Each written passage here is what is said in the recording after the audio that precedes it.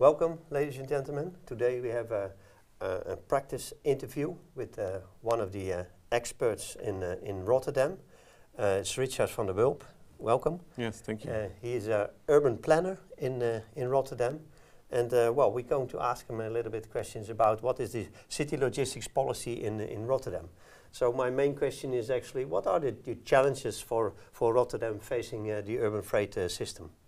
Yes, for city logistics, one of the main challenges is air quality. The air quality could be a lot better in Rotterdam. We started out like 10 years ago to work on the subject from air quality. It's good to know that the air quality is a lot better than 10 years ago. But we're still working on that also from a perspective from the urban logistics, but also a nice and attractive city. Better accessibility, and also the climate, the GHG emission goals are one of the main challenges of the next decade, I think. Yeah, and what is your horizon for the zero emissions?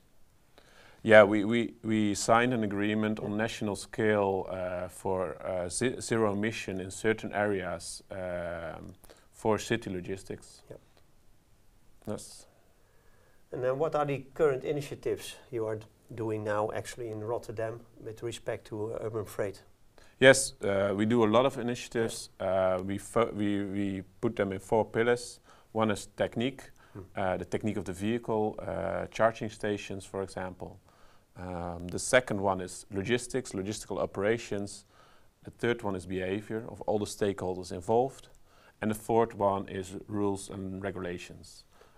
Which you have a lot of influence as a city. For example, for the technique, we work a lot with the Knowledge Institute, like TNO and TU Delft, but also with the freight industry to develop towards zero-emission vehicles. Another example is EcoStars.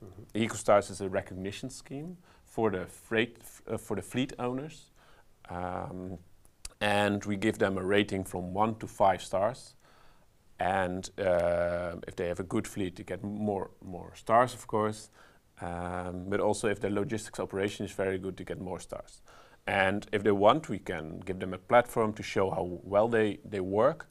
But it gives us a way to interact with those companies. We can help them together with other stakeholders to improve their rating, to improve their operations.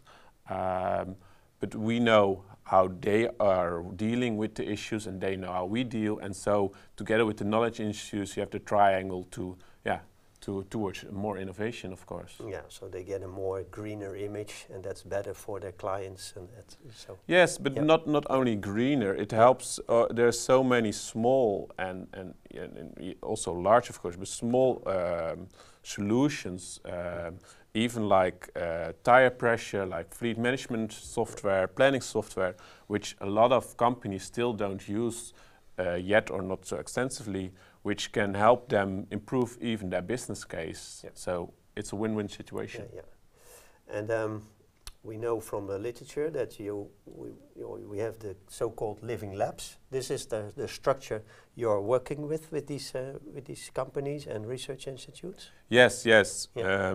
Like 10 years ago we started out with pilots on the subject of urban freight. And it's a start and ending, and sometimes it fails and it ends and there's no follow-up. And that's one of the things we saw in Europe with European projects, which could be done otherwise. And then we developed, together with the stakeholders involved, a concept like Living Lab, City Lab, where you don't stop and start, but you continuously improve with all the stakeholders involved, the initiatives that we are doing, and we interact with other stakeholders to continuously improve towards our end goal. Okay, yeah. So we know that Rotterdam is one of the biggest ports in Europe, the biggest port in Europe. Is there a relationship between the port and the city, and how do they interfere?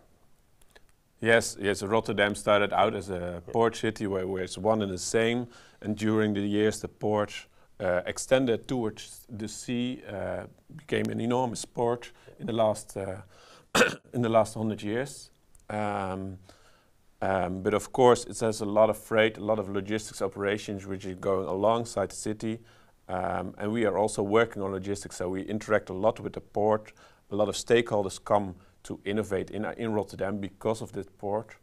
But also with new developments, we are trying to, in old port areas, which the port retracted, we are now developing a new kind of knowledge hubs, together with again, of course, with the knowledge sector, the freight sector, and the government. Okay. Well, I think that's very interesting to listen to. Thank you very much for this interview, explaining what the City of Rotterdam is doing on City Logistics Initiative. Thank you very much. Bye-bye.